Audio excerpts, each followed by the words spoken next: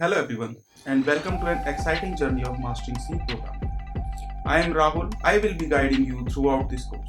Whether you are a complete beginner or someone looking to enhance your programming skills, you are in the right place.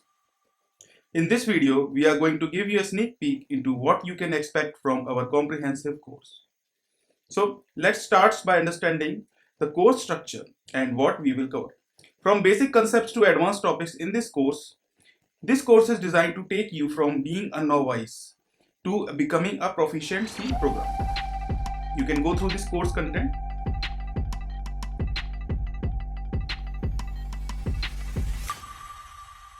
So we will cover everything you need to know to write clean, efficient and powerful C code. You might be wondering, why should I learn C programming? Well, C is the foundation of many modern programming languages and has a rich history in software development. By mastering C programming, you will not only understand the core principles of programming but also gain the skills to tackle complex coding challenges. This course is designed for a wide range of learners. If you are a student looking to kickstart your programming journey, a professional aiming to enhance your coding skills, or even an enthusiast wanting to explore the world of programming, this course is perfect for you. No matter your background, age, or experience level, we have got you covered. So now let's talk about some exciting highlights of this course. We have created engaging coding examples, hands-on exercises, quizzes, and projects to ensure that you will have a holistic learning experience. Throughout this course, you will learn to write C programs that ranges from simple to complex. We will cover topics such as data types, variables, control structures, functions, arrays, pointers, file handling, and much more. So, are you excited? We are certainly yes. Your journey to mastering C programming starts right here. Whether you are watching this video on your own or as a part of large course, we are here to support you on every step. Thank you for joining me in this brief overview of the Mastering C Programming from Novice to Expert course. If you are ready to dive in to the world of C programming and unlock new possibilities, then this course is a tailor made for you.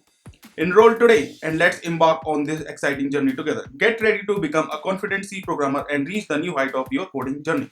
See you in the course.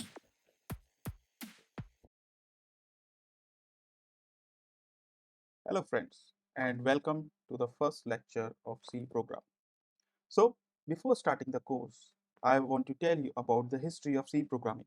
C is a general purpose programming language developed in 1972 by Dennis Ritchie while he was working in AT&T Bell Labs. And C is still quite a popular programming language. C is very powerful and it has been used for developing multiple operating systems and databases applications. So, like without wasting your time, let me first give you a brief overview about setting up the environment, and then we will go with the first initial coding of Hello World in C. This is an editor, VS Code, which you can download online. I will give you a description link to from where you need to download, and there is one external library that you need to download to run the C programs. It's the C library. Why we need to learn C programming? It is one of the most popular programming language in the world. And if you want to learn any other programming language, C language is the pretty basic concept that you need to understand. I'm just writing the first code, include studio.h and then int main printf hello world and then return 0. Save it as let's say hello.c. Okay, so you have set this file as hello.c. Let's first execute it, then we will see. GCC hello.c hyphen o hello. You can see a new file gets created with the name hello in the output. Now we need to execute this file. You can see your output hello world. Yes, hooray, you have completed your first task. It's the first task you have written the hello world in your editor. Okay, this program starts with hashtag include. Hashtag include is a library function which is used to include any header files. So hashtag include is used to include stdio.h standard input output library which having the function like printf. Okay, so in this code we have included one of our C programming library stdio.h. After that, we have write int main.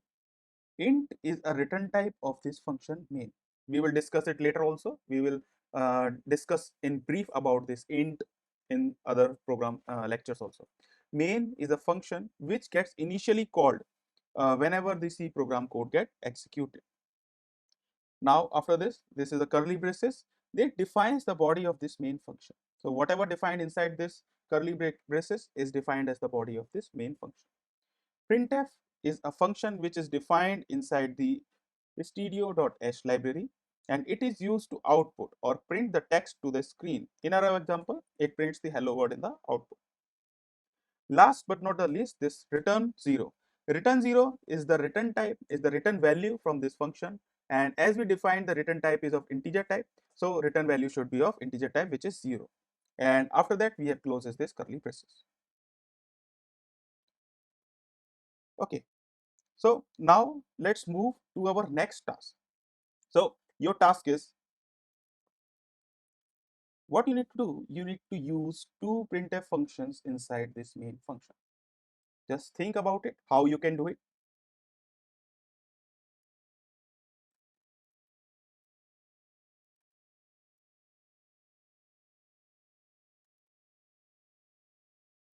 Time's up.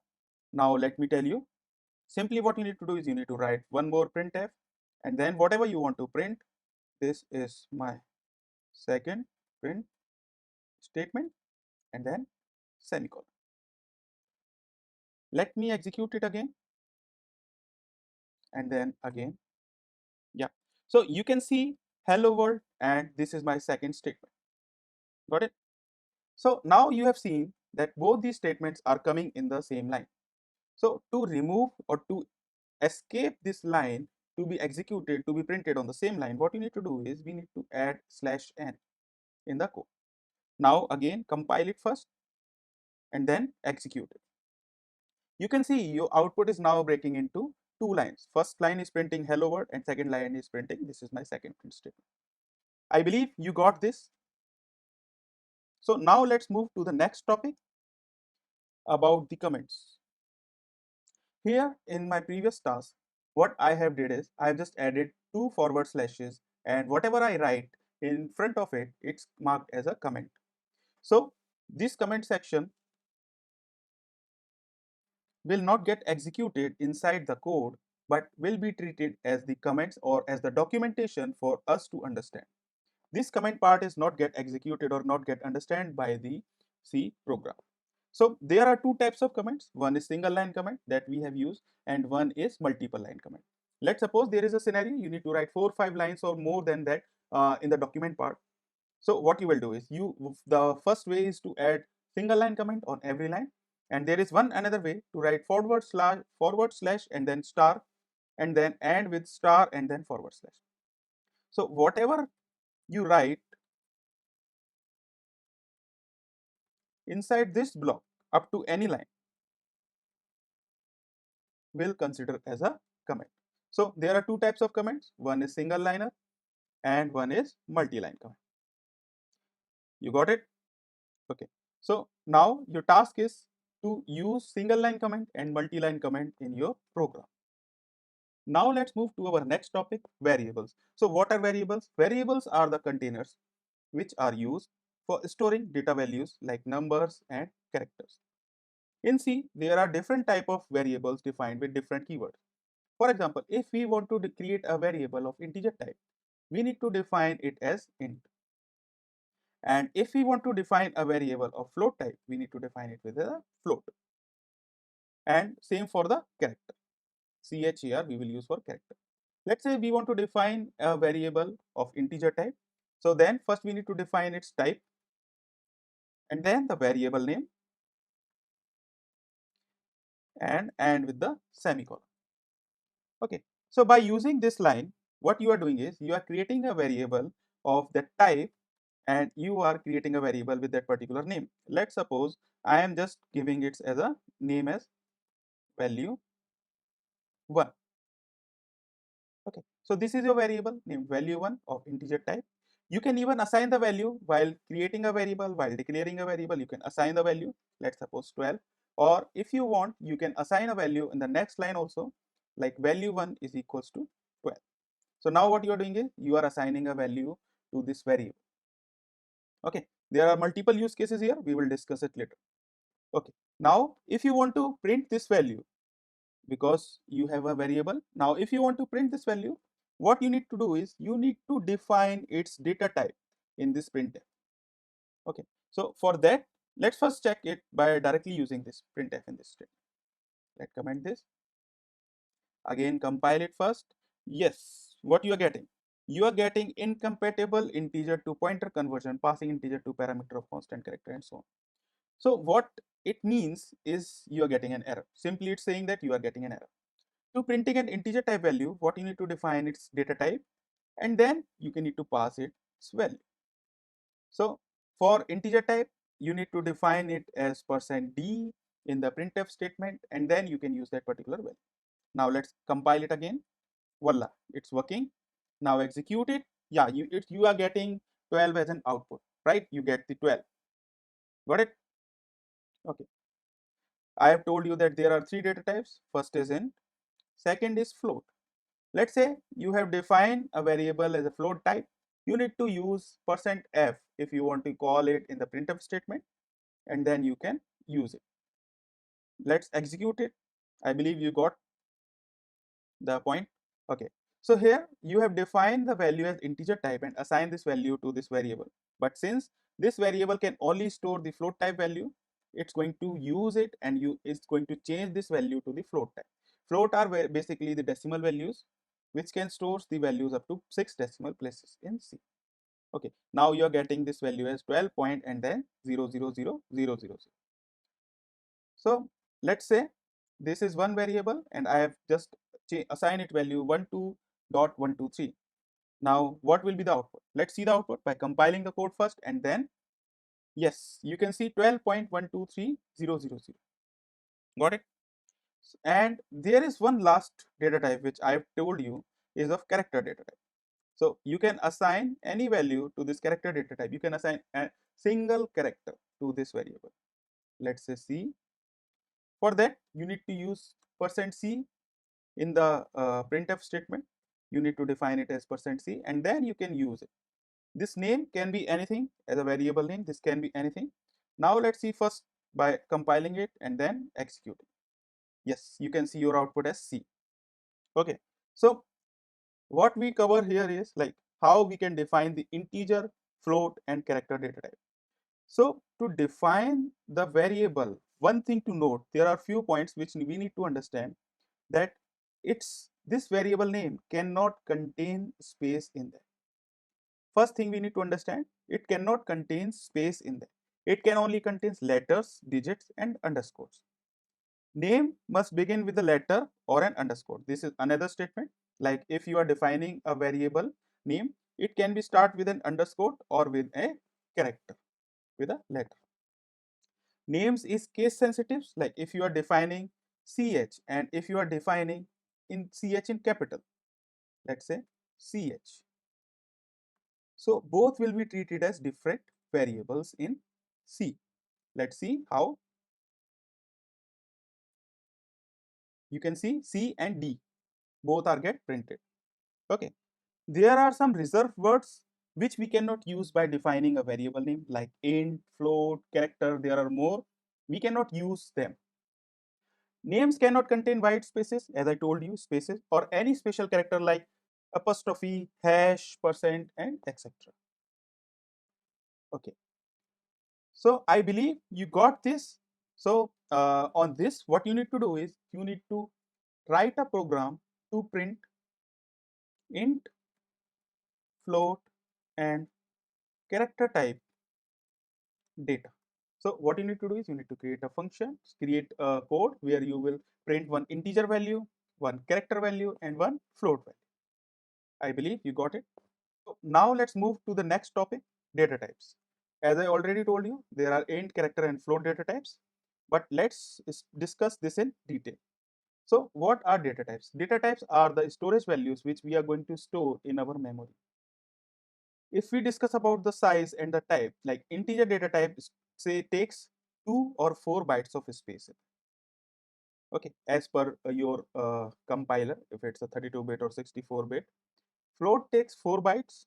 Double, there are one more double, which takes 8 bytes. We will discuss it later. Character is takes only 1 byte of space. And also, if you want to define the format, if you want to print the value, you need to use %d for the input integer type, %f as we discussed for the float type, %c for the character type. Decimal precision for float type is up to 6 decimal places. Okay, so I believe we covered these data types. Now let's discuss about the type conversion. As I told you that creating an integer data type and assigning that value to a float data type. What it do is it just convert that integer value to the float value. Okay, now let's check another example. Here what I am doing is I am just assigning a float value to the integer data type. Now let's trying to print it. Mhm.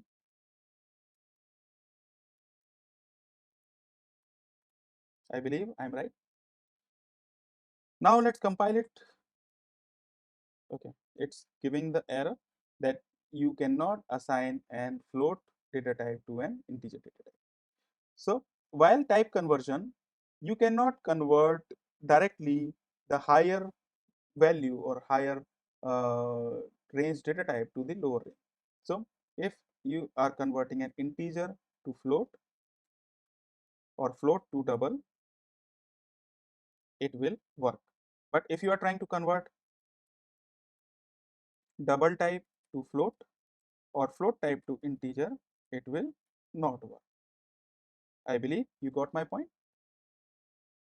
Now let's try with float data type and try to assign this as an integer value.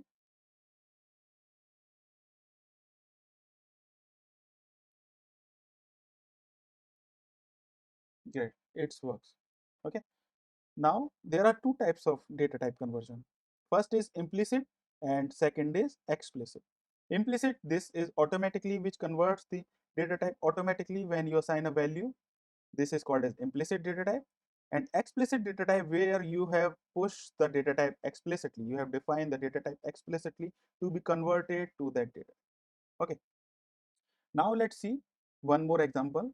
Let's say you are defining a value 5 divided by 2 as a value to the, and you are assigning this value to this value variable. Since 5 and 2 both are integer in C, it will give output as 2. But since you have converted it to the float data type, it will auto convert it. But if you want to convert it explicitly, you can define it as float. Now let's see again. You can see the output and the difference. So what is the difference between both? So while we are using 5 divided by 2, both are integer value and the output will be 2.5. But since both are integer, the value get converted to the integer type as 2 and then it converts into the float type. Getting my point? And if we define it explicitly as a float data type, what it will do is it will get 5 divided by 2 as 2.5 and then this get converted here itself. This value gets converted here itself to the float data. Okay, I believe you got it. Now let's move to another topic, constants. So what are constants? Constants, if you don't want others to change the existing variable value, you can use the constant keyword. This will declare your variable as a constant, which means unchangeable and only readable. Let's say I have just created a value of integer type.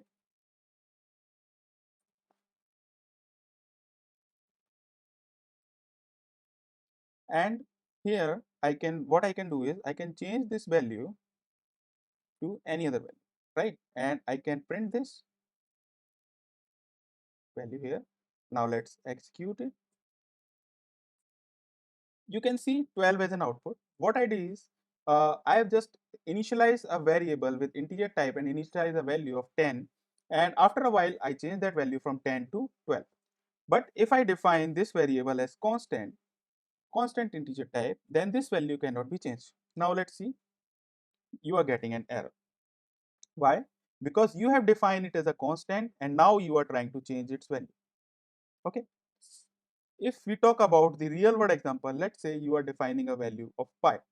Pi value is always constant, it's 3.14, or we can say minutes per hour. There are 60 minutes per hour, or you want to define any other particular constant that you don't want to be changed in your code, then you can define it as a constant. Okay, so friends, we discuss about constants. Now let's move to our next topic, operators. So what are operators? Operators are used to perform operations on the variables and the values. So let's consider an example. Int number is equals to 10 plus 50. I have saved this file. I am just going to compile it and then I'm just going to execute it. So what you can see, there are two variables. There is one variable number, sorry, and with two values 10 plus 50. What it do is it just add those values and give you the output as 25. Okay. So like you have added two numbers, what you can do is you can add a variable also. Let's say instead of this 10, what we can do is let's just make a first value as 10. I've just created one variable named first value. I've used this variable here, and then I'm trying to use this variable value 10 and trying to add this with 50. Now let's see. Yes, you got the same output. So it means that if you are trying to add two values, or if you are trying to add a variable with a value, it's working in the same way. Similarly, what you can do is you can add another variable and try to add these two variables values. So what it will give you output? The same output it will give, but it will make your life little easier. So now what you need to do is you need to define these variables, assign a value to them, and whatever operations you want to perform, you can perform the operations in the next step.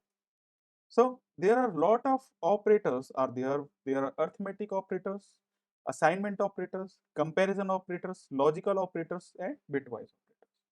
So these operators, we will discuss it one by one. First, we will discuss about the arithmetic operators.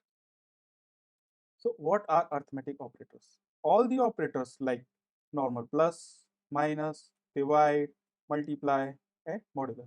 These are termed as arithmetic operators. Let's see quickly one by one. Let's make this 20. Okay, so this is a variable. What I'm trying to do is I'm just trying to subtract these two values. Let's see what will be the output. First compile and then execute. You can see 5 as an output. 20 minus 15 is equals to 5. Now we will check with divide operator. Since we are dividing two integer values, it will give 1. Let's see. Because we are storing the output in the integer value also. So it's giving 1. Okay. Now let's see multiplication.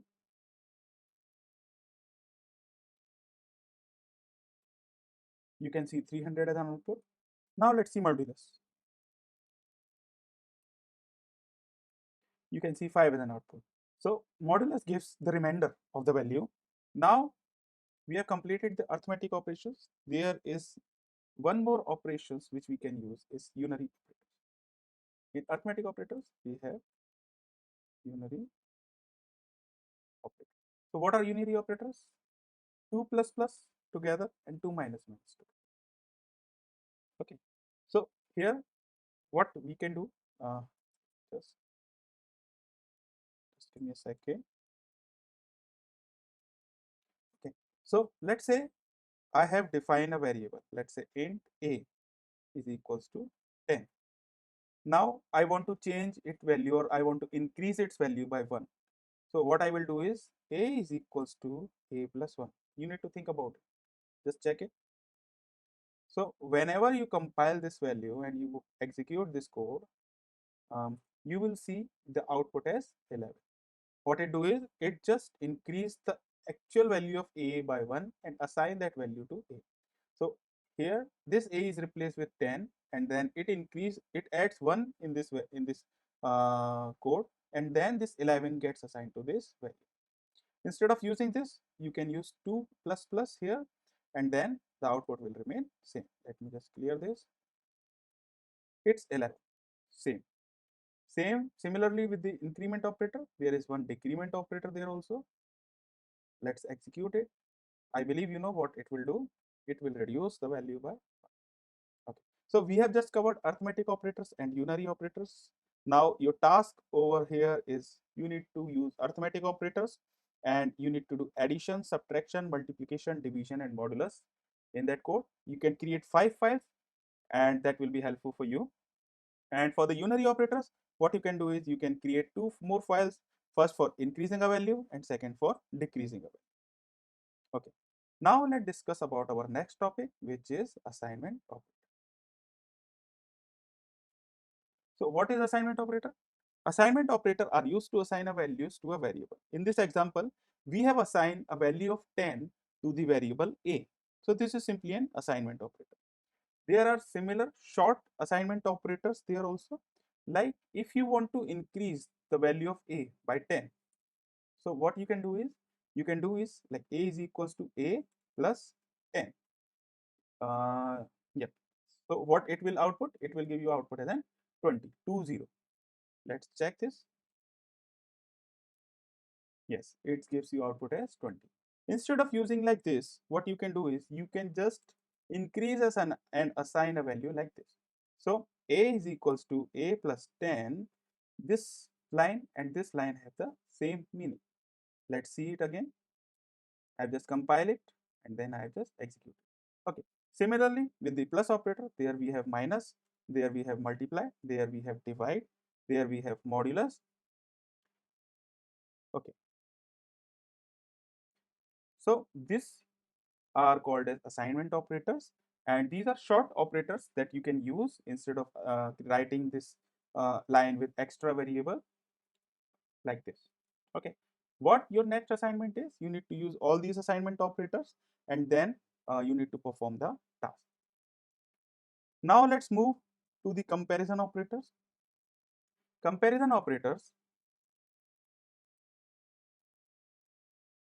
are basically used to compare two values of a variables or values. It is important in programming because it helps you to find the answers and helps you to in making the decisions. Okay, so now let's see some example of this. So before starting the comparison operator, let's first list down all the comparison operators. There is one comparison operator is like double equal. There is one more comparison operator not equal. There is one more operator like greater than.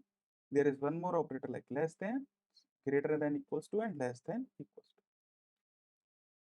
What this will do is this will check if both the values are same.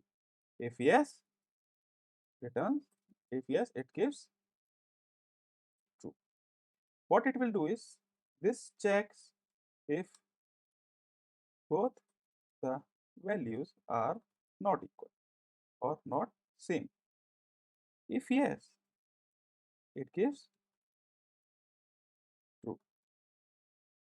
What this will do is this checks if left hand side value is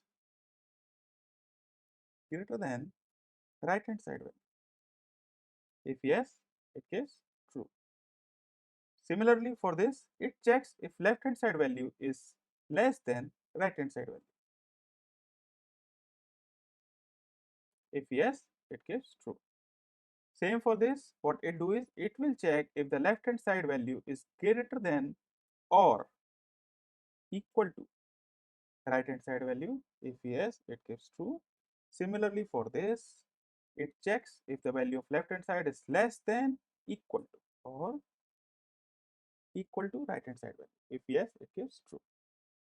Okay, so now let's see the output in our code, and then we will check, we will continue further. So let's say just remove this code.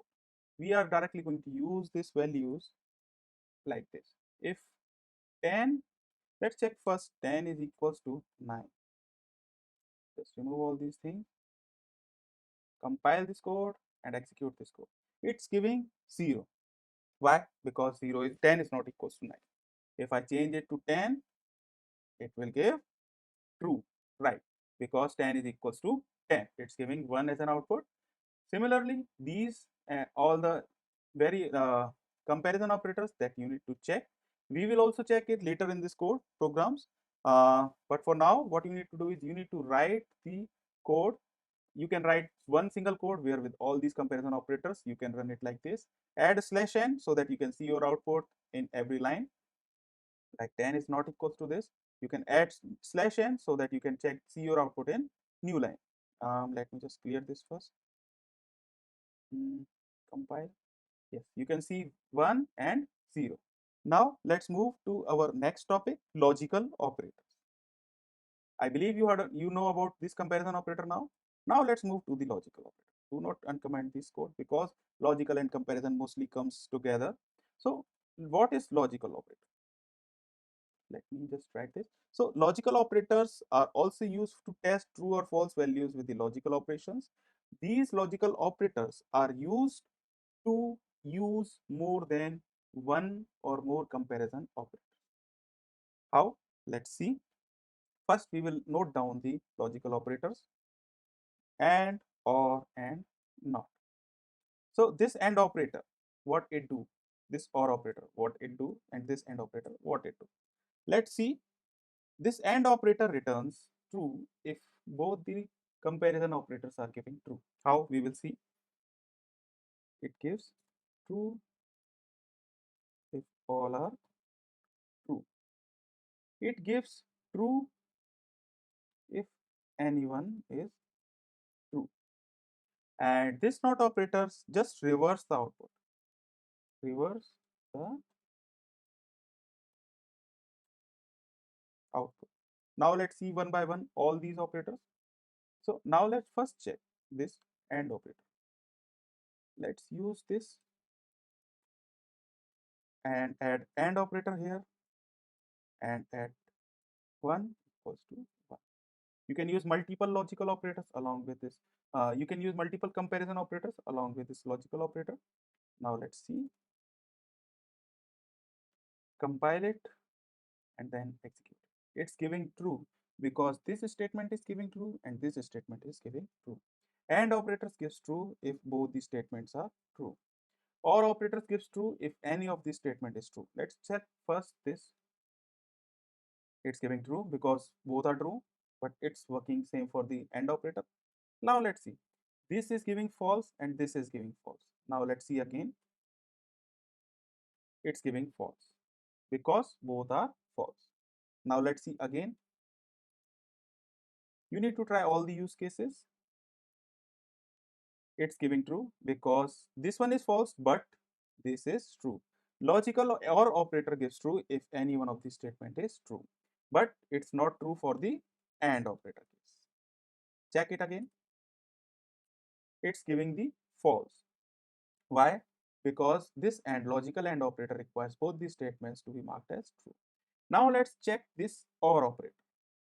We have not changed it anything. What we just do is we just add this not operator outside this particular code. Previously it was giving false. Now what it will do? Now it will give true because it just reversed the output. I believe you got this. Now what you need to do is you need to write by adding multiple logical and comparison operators, and you need to do this practice. Now let's move to our next topic. It's Boolean. Boolean, we have discussed before this also. It's like Boolean values are those values which are either true or false. I believe you know it, but let's explore it a bit. So in C, Boolean type is not built in data types. We can use integer type to store these values.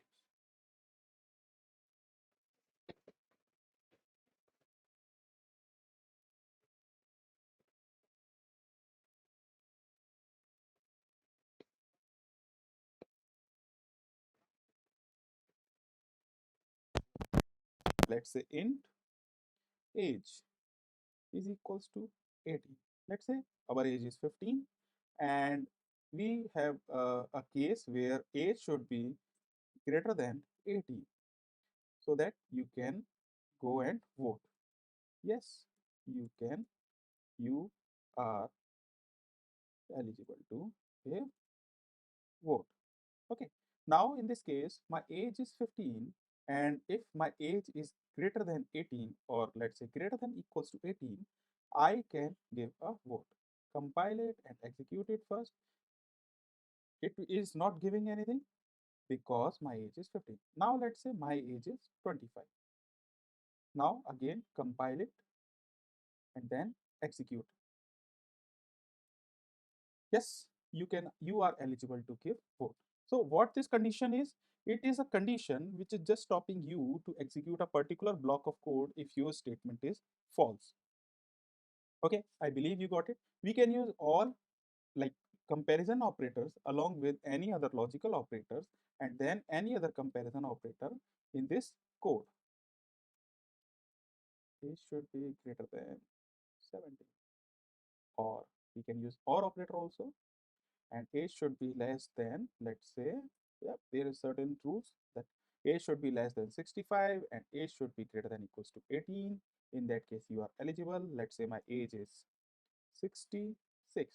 In this case, I am not. So this statement is like in real world, it's wrong, but yeah, you are not eligible for giving the vote. So this is an if case. Now let's move to another part. Let's say if this condition marked as false. So if this condition marked as false, then you can execute this else condition.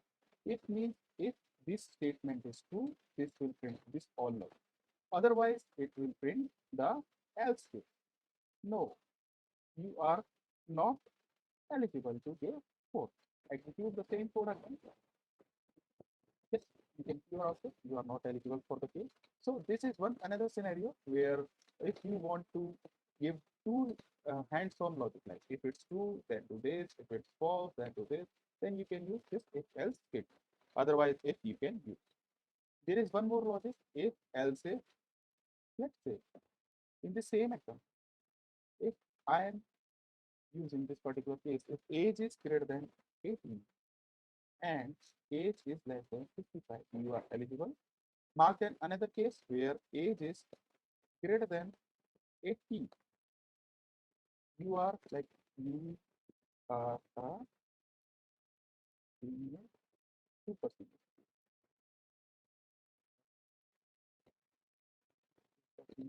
Now let's move this to this something else. Yes. Uh, yeah. Now let's see the case. If my age is between this range, I am a young boy. Like I am young. If my age is greater than 80, I am a super senior citizen. Let's see this case. First with the same variable, nothing is printed because I did not fall in any of the case. Now let's move it to, I believe you know what is going to be the output, right? So if this condition is getting false and you want to check the second condition also again along with that, you can use if else.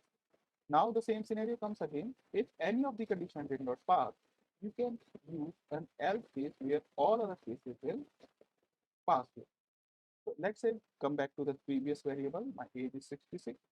And if I execute this code, just think about what will be the logic or what will happen here. Yes, you are right. What it will do is it will print you are a senior citizen. You got it. So there are multiple use cases here. I will share the task in the chat in my description of the tutorial. And yes, if you work only with this, it will be hands-on for you.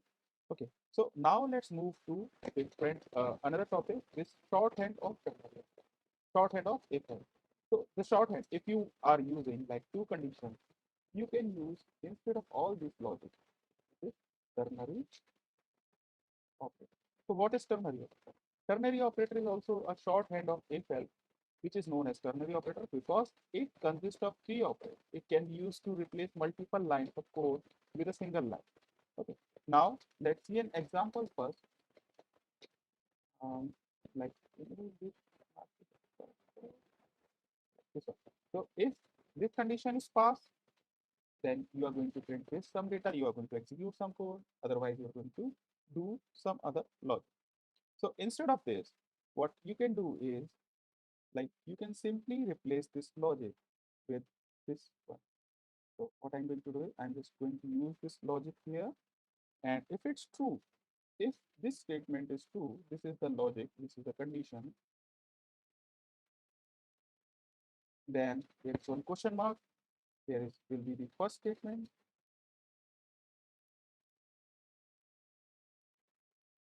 if the statement will execute, if the condition is true, else in case of false, this will execute. Okay, now our condition we have mentioned, if it's true, then what we need to do is we need to print this particular logic. Otherwise, what we need to do is we need to print this different logic. End up with a semicolon here. Now just comment these lines or remove these lines, save this file, compile this code, and then execute. Yes, same output. You are a senior citizen. Here what you do is you just remove this multiple lines of codes with this one single line where you have added the condition here. Then your first line of execution, whatever you want to do, if its condition is true, and otherwise it will print this particular statement. So it is easy to use if we are using only if else case. It will be beneficial because it reduces your lines of codes. I believe you got this topic. Now let's move to the next topic, switch cases. Now let's move to this switch case. Similar to our if else condition, if we want to switch case also. So let's first understand the scenario. Let's say there are multiple statements where we are using if, else if, else if, else if, and so on. So in that case, there will be multiple lines of code, which makes it complex to be understood by the developer. So instead of using multiple if else, you can use switch along with the case, and that will help you in understanding the particular logic in simplest way. Okay, now let's understand this first simple example, how we can use the switch case. Let's say we have a day, we have one particular day. Let's say um, is equals to 1. Okay, so how we can use this in switch if else? Let's say if day is equals to 1, printf, it's Monday, else if day is equals to printf, it's Tuesday, and so on. What we can do is like so. So instead of writing the code like this, let me just write this way. Instead of writing the code like this, what you can do is you can just simply write the switch. Here you can pass the variable whatever you want. For example, day here. Start the curly braces, end the curly braces. All the cases is going to write inside this case. Like case, first one is let's say 1, then print, copy this line. There will be one more case, 2. You don't need to write this equal and this. You are passing this variable, and it will automatically compare the values. So it's this and so instead of writing the logic like this, if else, you can write the logic in this particular format. Now since we are passing the 1, what will be the output? Okay. So what you see is you are seeing two outputs, it's Monday and it's Tuesday. In switch cases, if any of these statements marked as true, it will execute all other statements until it did not found the break. So what is the purpose of break here is like it breaks the code if any particular case gets executed. Now let's try it. You see, let me just clear it. You see, it just only prints it's Monday and then this case gets break. Okay. Now we here discuss about like if else. In if else, we have one more case here is a else case. So instead of using else here, we can use default. I believe you know what the purpose of this default case or the else case. So it will execute if any of the statement did not get met. So what it will do is it will print some default message. There is no found. Okay. So here adding the break, if you want you can add, otherwise you can skip. Now let's run this. Okay, let me change this value to the 4.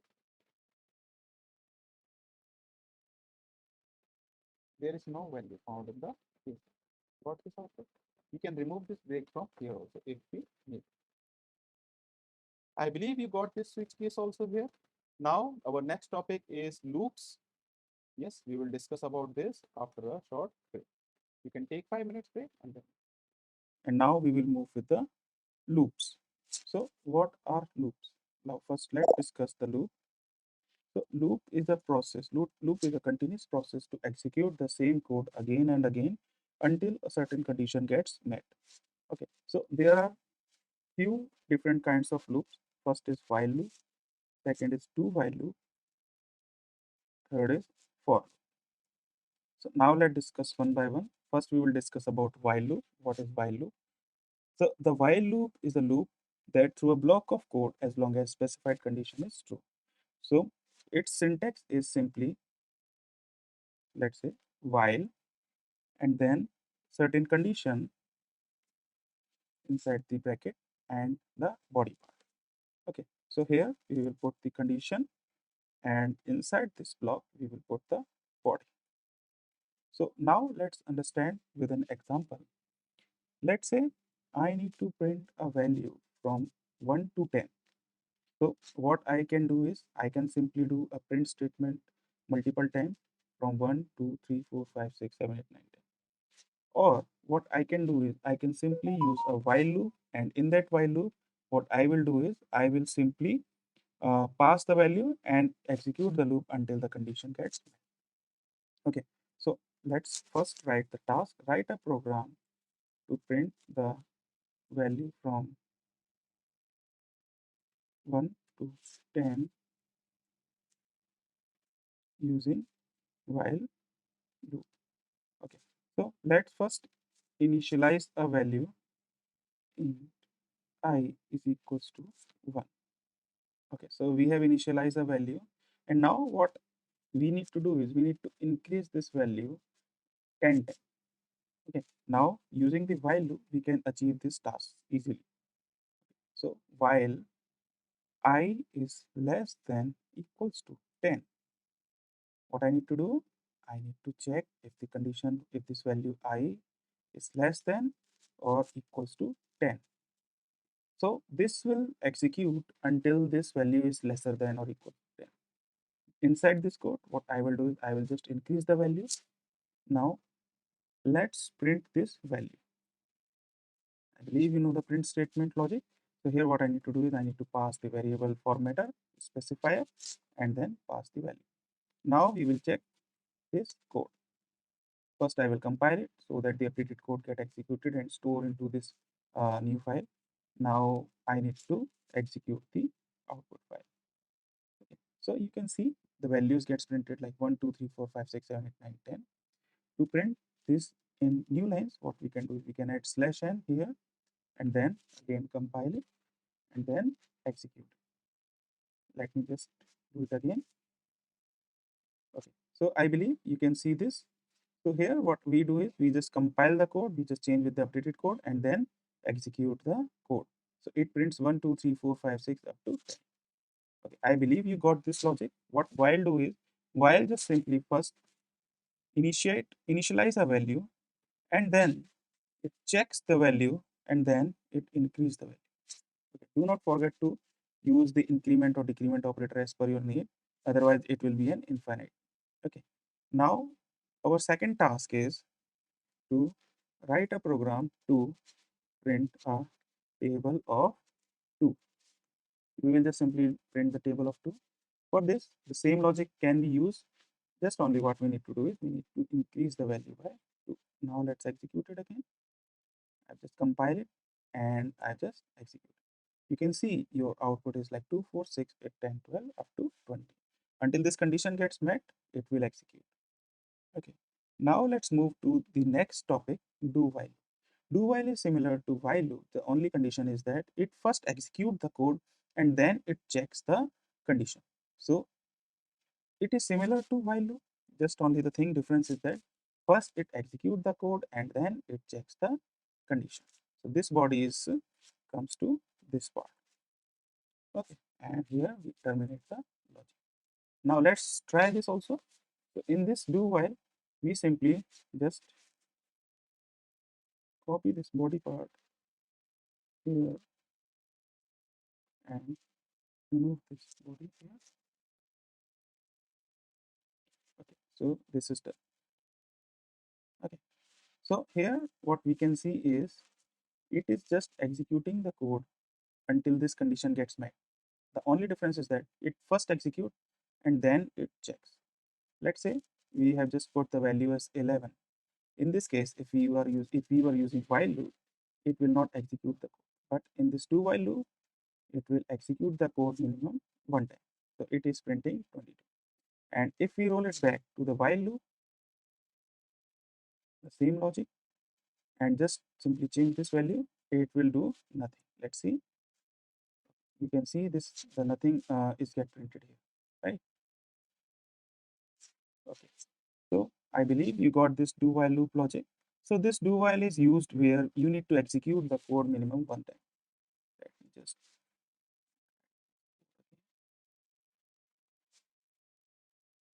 okay. So this do while loop is just used where we need to execute the code minimum one time. I believe you got this. Now let's move to the another topic, for loop. So in first we need to check how this while loop is working or do while loop is working. This is value initialization.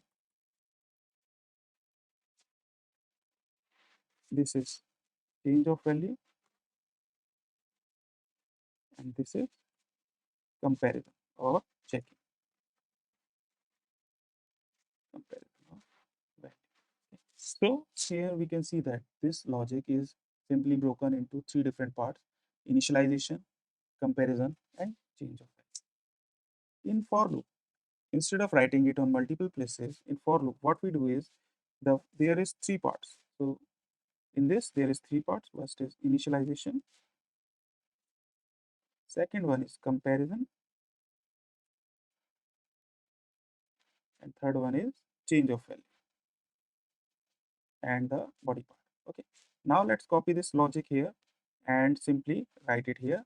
So now what we will do is we will compare this while logic with this for and then try to change the value. Okay. Let's say we just copy this from here. We just copy this body part from here. This change of value, let's move from here to here. We can add the semicolon or not if we want, and then this comparison. Just remove this logic. You can see both are same, but still little syntax differences here. Now let's just remove this logic and just put this like this. Okay, so you can see this for loop, first initialization, then comparison, and then change of value. So how this logic, let's first execute the code. You can see the same output is there as we are getting in the while loop. Now first we need to understand how this for loop is executed. So this initialization of value is executed only once in this for loop. It is get initialized only once, and then after that it checks if this value is passing this comparison or this check. I since I is equals to 1, 1 is less than equals to 10, it is passing it as a true. If it's marked as a true, then the inside body part get executed. So here the step 1 is initialization, second one is comparison, and then execution of body. It prints that value like 1 into 2 as 2, and then moves to this increment or decrement operator, whatever we choose.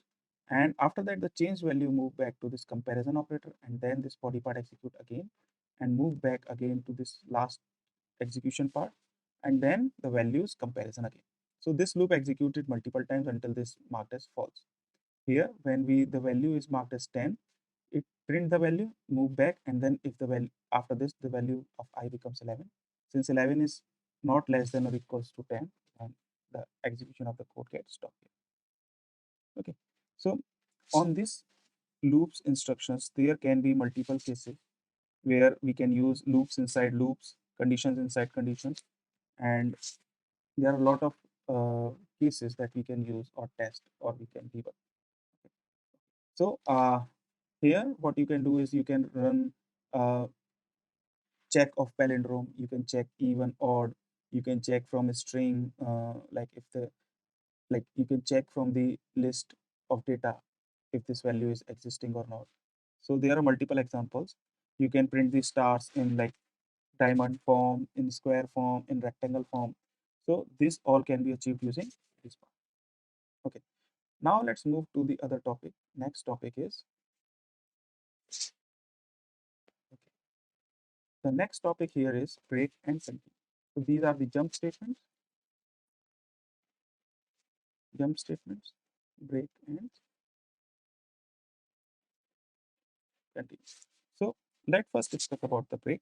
You have checked it on the switch cases also. You have already checked this break statement in the earlier characteristics of switch statement. The break statement can also be used in the jump out of a loop.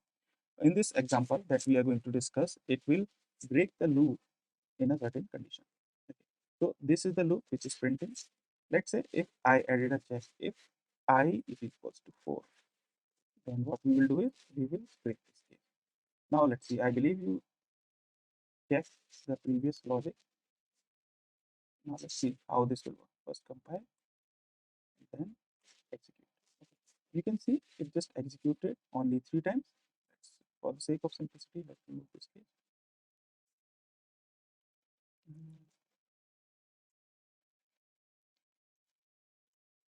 So here you can see this code get executed only 3 times. It just print 1, 2, and 3.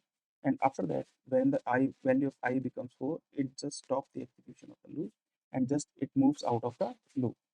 Similar to this, there is continue. The difference here is that the break statement stops or halts the next further all steps. The break statement stops all further steps, but the continue is skip that particular step.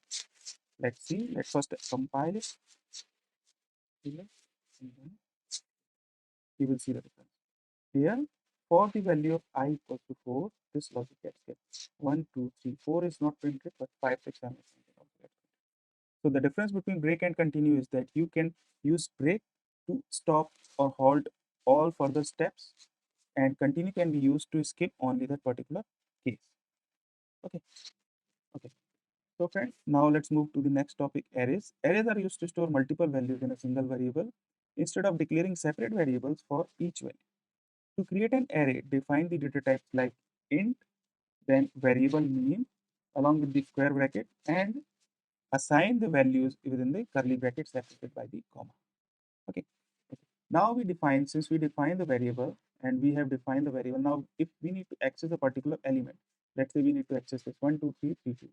So we need to find the index of this particular value from this array. It is like 0, 1, 2. The index in the array starts from the 0th position. So its index value is 2. Now what we will do is we will just run it, and then we can see the output. So it prints the same value that we are looking for. Also, we can change the value of an array whenever we want. Let's say we change the value of this array value from 1, 2, 3, 3, 2 to 3, 2, 1, 3, 1. Okay. Now, if we see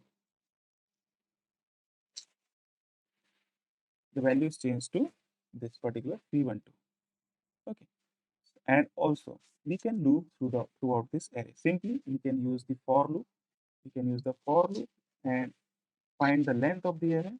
Let's say int I is equals to 0 to I is less than 1, 2, 5, 6. I is less than 6. Why less than 6? Because the index starts from the 0 and this will go till fifth value. We can use the curly brackets inside the for loop if we require for a single line, or we can mark it we can consider it as optional for the single line code. Now what we will do is we will just print each value of the array in the new line. Let's see.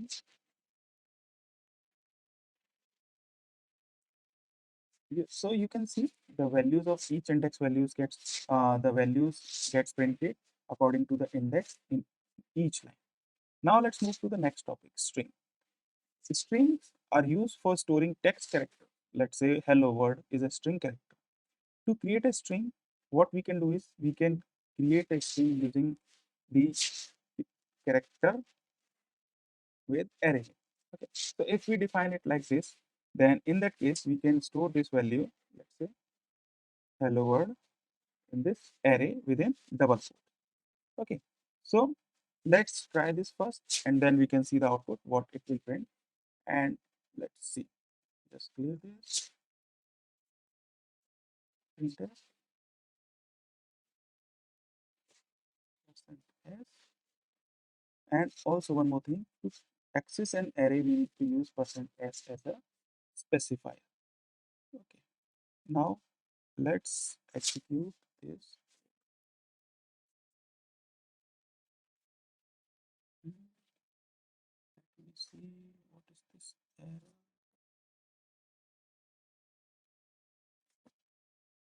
Oh, great.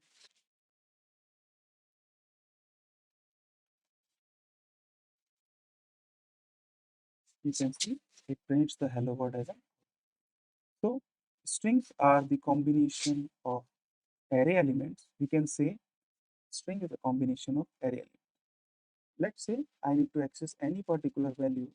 What similarly, as we define an array, we can similarly access this particular value. So this index starts from 0. If we need to print, let's say this L, let's say this O.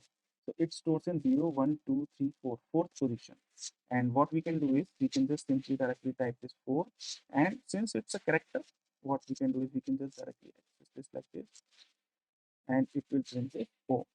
So if we are trying to access this particular character value, we need to use %c as a specifier. And if we want to access all this string more than one character, we need to use % as a specifier. Similar to array, we can use the for loop here also. Let's say for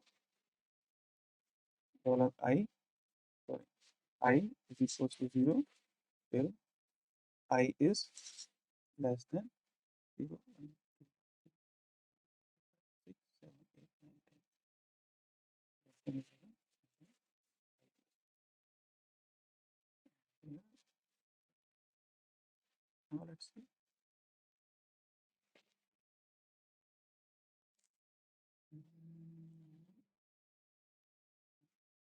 I missed this.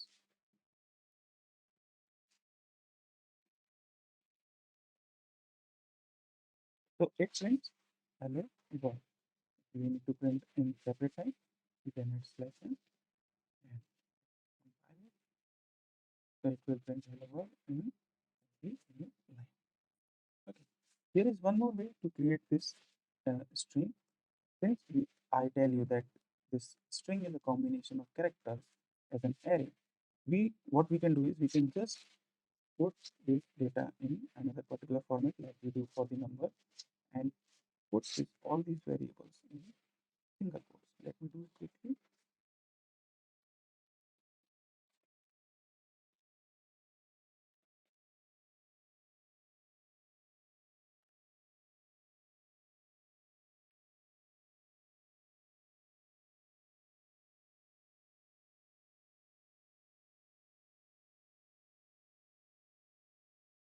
Here, this is same as the string we have created. What only thing we need to add here is in the end we need to add backward slash 0. If backward slash 0 lets the C compiler understand that this is a string and this string is terminating here. Okay, I believe you got this.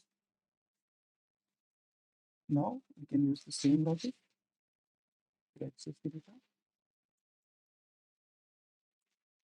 Same logic is working. Okay.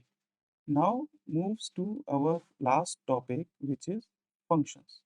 So what are functions? Functions are used as a block of code which only runs when it gets called. You can pass the data known as parameters into the function, let's say function, and functions are used to perform certain actions as they are important to reuse the perform certain tasks. Let's say we have some particular logic like addition of two values, and we are repeating that particular logic in our code. So instead of repeating that code, what we can do is we just create a different function and use that function inside our code. If we go back to our logic here, this code, we can see this main is also a function whose return type is integer. Now let's create our own function. What it will do is it will just simply add two values. Okay. Now let's see how. So to define a function, what we need to do is we need to define the function name. Let's say sum of values, then bracket, and then curly. This curly bracket defines the body of it, and then we need to define the return type. Return type can be int, void, or anything. Mainly we are using int and void. Okay. Now since we define these values, now we need to define the type of values which we are going to insert. Let's say insert int a, int b. These are two values which are going to insert in the system. So we know that what sum will do is sum will do the sum of two values. Let's say we created a new variable int c is equals to a plus b, and then it returns the sum of these two values. Okay, so this function we define. Now let's see how we can call it. Okay, so for calling this, what we need to do is we need to call this function name with the semicolon. Okay, so the function name is going to specify the same way, and just we need to add the semicolon. Since we are passing two values here, we need to pass the integer values here. Let's say 8 and 9. And since it's returning certain values, what we need to do is we need to store this value in any other variable, some data. Okay, this sum data will store the output which is given by this sum value function, and then let's see after printing this value.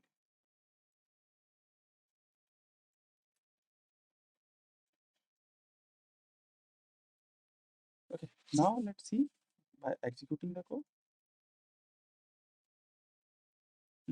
So what you can see is you are getting an error of this function is not specified. Okay, to define this, what we need to do is we need to declare it as a prototype. Okay, how we can do it? We simply need to add here the function return type, the function name, and then the type. Yeah, it works. So this is called as prototyping. This is called as function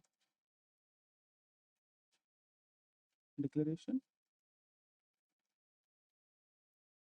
This is called as calling a function. So what we need to do is we need to first define a prototype, we need to create a function, and then we can call that function. Okay, now let's see what it will give the output. 27. So it's giving 27 as output. Since we are passing these two values, 19 plus 8 is equals to 27, we got this output in return. To pass the dynamic values, what we can do is we can just create two variables. Let's say int value 1 is equals to 8, and then int value 2 is equals to 90. Instead of the values directly, we can use the value.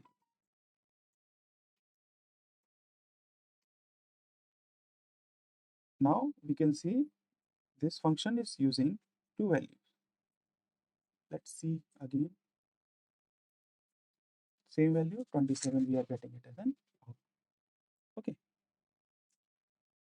So here, before closing the session, this is our last session.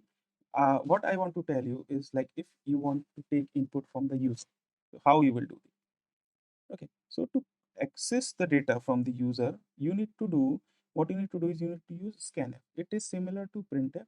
Let's say we are using these two variables, okay, but these are that we have specified this value. But if you want that But if you want that any user can input any particular value, we can use scanf function. So what scanf function will do, it will fetch the value whatever the user gets input and place these values inside the variables we define.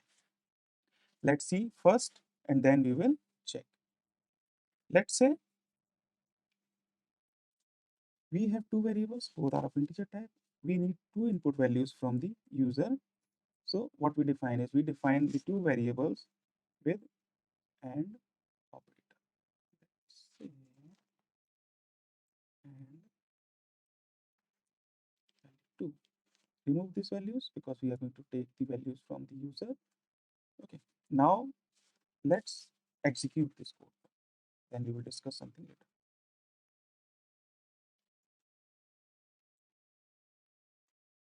Okay. Now you can see nothing is printing, but the cursor is stuck at particular position. The command, this code is executing. What we are going to do is we are going to pass 9 and let's say 18. You can see we have requested for two integer type values here, and we define these two variables, value 1 and value 2. This, by using this AND operator, what we are trying to do is we are just assigning this value 9 to this value 1 address, and this 18 is going to assign to this value 2 address. Let's see first.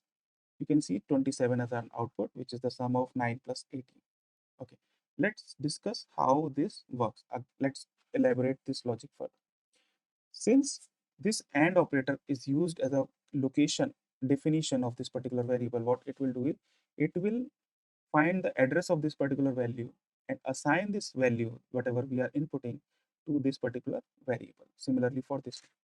But in this code, you can see there is a confusion that you need to input some value. To let the end user understand, we just simply do one print statement which simply states that enter two integer values followed by space and then press enter. Okay. So what it will do is it will just let the user know that we need to input some particular value. We just compile this code. Let's just execute this code. Okay, so here we can see in output enter two integer values followed by space and then press enter. 12 and 13 and then enter. We can see it fetch those values, 12 assigned to value 1, 13 assigned to value 2. It will be in sequence, and then these values are getting passed to this function, and these values are getting passed into this function's body, and this value again assigned to this particular variable a and b, value 2 to b, and it is doing the sum of two values and returning the sum of that. Any doubt, you can ask me whatever doubt you have. So I'm here. So we have just completed this session about this C. I hope you like this video. If you have any doubts or comment, just let me know and I will be here to help you. Thanks for your time. Have a great day.